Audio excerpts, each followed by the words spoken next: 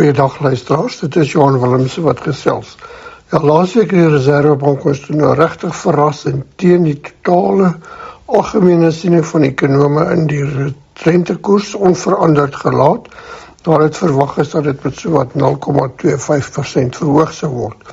Dit is nou aanleiding van die inflasiekoers wat 5% bereik het waar die teiken 3% is. Om net 'n idee te gee hoe sensitief die mark is, die rand het dadelik verswak na die aankondiging, want skielik het ander lande se rentekoerse meer aanloklik gelyk, onthou daar's baie groot geldvloeie, kapitaalvloeie gebaseer op rentekoersverskille tussen lande, en dit het die rand vinnig laat verswak hier nader na R18 op 'n dollar, en natuurlik ook die olieprys bokspring op die oomblik hier rondom $90 'n vat, wat nie goed is nie, maar terug by die Reservebank. Een van die groot take vir die Reservebank is natuurlik stabiliteit, hulle noem dit prysstabiliteit wat impliseer wisselkoersstabiliteit en dit vereis dat hulle duidelik met die markte moet kommunikeer. Nou daar is baie kritiek op die oomblik, hulle die markte onkant gevang, want die syne wat uitgegee was rentekoerse gaan verhoog. Nou persoonlik dink ek hulle is geskrik, die ekonomie is in 'n verswakkende fase wat werkloosheid is besig om toe te neem en dit alles in aanloop tot al die moeilikheid wat ons het met die verkiesing en natuurlik nou deesdae ook met die mense wat die land uitgaan wat nie regte dokumentasie het nie. Dan iets anders rondom die hele debat rondom beskerming van landbou en invoertariewe. Nou Amerika het laasweek weer sy tariewe op 60 lande van 10% tot 12,5% verhoog die minimum. Dit geld vir omtrent 99% van alle lande se goedere en Brasilië is 25%. Nou die goed is belangrik, onthou daar is 'n wêreldhandelsorganisasie waar reëls is waarbinne tariewe bestuur word, lande hulle self kan beskerm en al die soort van goed. Nou met die Trump-administrasie het hulle die goed nek omgedraai, hulle werk nou in eie belang, hulle het besig om heeltemal na bilaterale handelsooreenkomste toe te gaan, en die werk vir die laaste vanaf 1984 omtrent het hulle nou nek omgedraai. En dit bring ons by ietsie anders uit, en dit is dat die OECD, Organisasie vir Ekonomiese Samewerking en Ontwikkeling, doen elke jaar 'n studie oor die ondersteuningsvlakke wat landbou in lande kry, die lidlande en dan so 'n paar lande by wat Suid-Afrika insluit, wat dit by so 54 lande uitbring. Wat belangrik is, die metodiek wat gebruik word is baie eenvoudig gestandaardiseer. Nou dis 'n redelike lang som, nie baie van dit.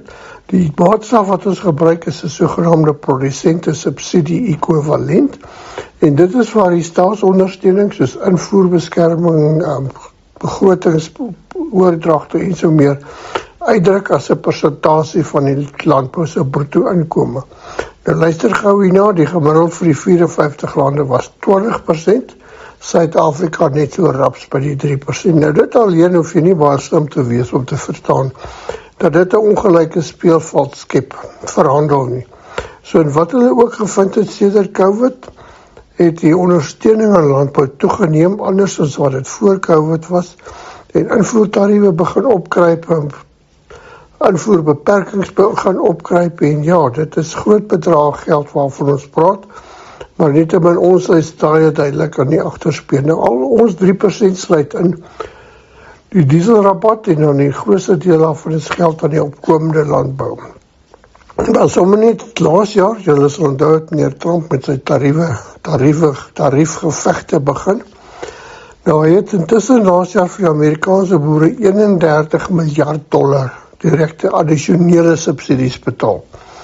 En dit is nou gedoen en hy het hierdie jaar weer 'n addisionele 12 miljard betaal as vir verlore markandeel, byvoorbeeld sojaboonuitvoere na China en dies meer. Nou om julle 'n idee te gee, mielieboere het 'n direkte betaling van R1.700 per hektaar ontvang. Sojaboere 1.200 en koring R1.600 per hektaar. Dit is nou die oes wat laas jaar ingesamel is. So jy kan nie hoef nie slim te wees om te verstaan dat ons met so 'n lae beskerming baie moeilik kan meeding met hierdie invoere. Dink maar aan die koringtarief sy hele debakel. Nou die jongste debakel is die suikerbedryf, wat ons al oor gesels het. Nou die suikerbedryf het nou al vir 2 jaar versoek dat hulle invoertarief aangepas moet word, omdat wêreldsuikerpryse drasties gedaal het. Nou baie interessant, Departement van Handel en Nywerheid by ons stel die suikerprys vas binnelands. Hulle het dit baie goed gedoen die laaste jaar of 2, en die binnelandse suikerprys redelik opgeskuif. Maar nie die invoertarief nie, met die gevolg is dat ingevoerde suiker baie goedkoper is as binnelandse suiker, en die jongste 5 maande se syfers toon dat die invoer van suiker het basies verdubbel, vanaf 50.000 ton laas jaar se eerste 5 maande na 100.000 ton hierdie jaar. En dit gee vir jou aanduiding dat ons handelsbeleid is heeltemal uitvoering met wat in die wêreld aangaan. Ons tariefbeleid is uitvoering, en ons sal baie harder moet werk om hierdie meer in plek te kry en belyn te kry met landboubeleid, want dit werk teen mekaar en tot nadeel van ons landbou. Dan het weer 13 Augustus, Bloemfontein, gesels ons saam met Netbank, praktiese werkwinkel. Ons gaan planne bedink. Dit is natuurlik moeilike tye. Ek gaan 'n bietjie gesels oor die markte. Johan van der Berg oor die klimaatvooruitsigte, hy is wel bekend. Ons gaan praat, 'n bietjie saamgesels, hoe kan 'n mens jou insetkoste meer realisties kry as 'n mens die woord mag gebruik. Ons gaan 'n bietjie gesels oor papiermielies, die fisiese plant. En dan ook natuurlik, hoe kan jy jou vee optimaal bestuur in 'n verwagte droogtyd, en wat voorlê in jou hand met Ton van Moratek gaan ons daarmee help. En dan ook skadegenade gaan vir ons vertel, hoe kan 'n mens as 'n groep boere versekering dramaties goedkoper maak, en natuurlik weer, waaroor gaan dit? Dit gaan om volgende jaar weer te kan boer, en om elke sent wat jy kan spaar te spaar. Kom ons vat 'n advertensiebreek, dan kom ons terug. Met die huidige goeie grondvog sien ons heelwat meer koringaanplantings vanjaar. As jy die risiko van volatiliteit en weerpatrone wat 'n El Niño kan meebring beter wil bestuur, is dit al tyd om versekering vir jou wintergewasse te oorweeg. Skadegenade het weer eens maakpas opsies wat jou die geleentheid bied om groot besparings te kan doen op jou winter- en somergewasse se oesversekering. Gee ons gerus geleentheid om vir jou te kwoteer. Dis 100% gratis. Kontak 083-630-8306 of besoek ons webwerf vir agente besonderhede. Skadegenade is 'n finansiële diensteverskaffer, lisensienommer 51779, en steeds die beter manier om jou risiko's te bestuur. Welkom terug luisteraars, nou die 6de oeskatting is hierdie week gepubliseer. Die oes te begin einde se kant toe gaan, nie vreeslik veranderings nie. Sonneblomoes so 'n bietjie kleiner aangepas, mielieoes so 'n klein bietjie groter, en die ander redelik onveranderd gelaat. Nou natuurlik ook, deel van ons pryse die laaste 2 weke wat gedryf is die hittegolf in Amerika en in Europa, wat reeds oeskade bereken het, so dit dryf ons pryse op. En met die rand wat swakker is rondom 16.80, het ons mooi prysstygings gesien by ons die laaste ruk. En jy kan sien dat die oeskatting, dit is nou aangepas as so 17,36 miljoen ton vir mielies, en witmielies is 9,4 miljoen ton, en daar so 70% gelewer.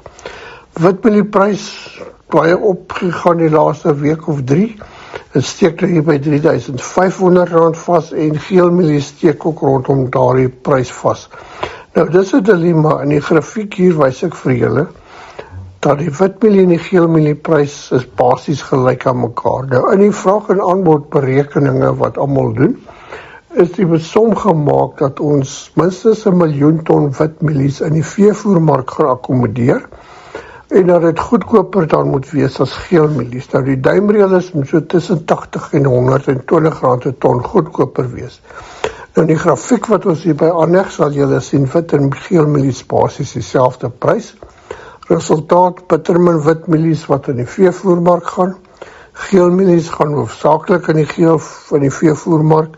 En dit beteken net, ons gaan 'n groter oordrag van witmielies in April volgende jaar as wat ons aanvanklik verwag het. So hier is so 'n paar veranderinge in die gebeur wat ons dan moet dophou soos die jaar vorder. Nou die sojaboon-oeskatting, 6de oeskatting, so draps oor die 3 miljoen ton, 92% is gelewer, pryse het mooi gestyg, net so rapsie onder die R8.000 per ton. Sonneblom, ja, ons het gepraat, dit is weer oor die R10.000 'n ton die prys. Die oeskatting is bietjie verlaag van 910.000 ton na 875 ton toe. So daar is redelik, of laat ek kom so, gaan 95% van die oes is voltooi. So mooi pryse by Sonneblom oor die R10.000 weer. Dan die koringprys sukkel maar, beweeg sywaarts, niks wat veel gebeur nie. Bietjie oorseese probleme, maar soos ons al gesê het, hier by ons het groot disconnect tussen pryse en wat behoort te geld. Aardappelpryse het begin herstel, R65 'n 10 kg sakkie, volume is met so 9% gedaal.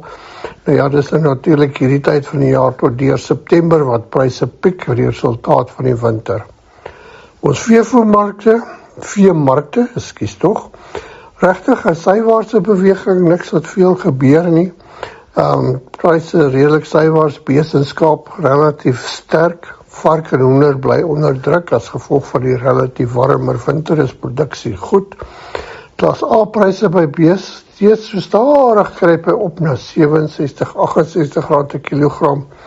Klas C R60 'n kilogram, en dit bly vir my maar mond oop hang om te sien dat klas A en klas C R7 'n kilogram verskil. Dan speenkalvers sterk.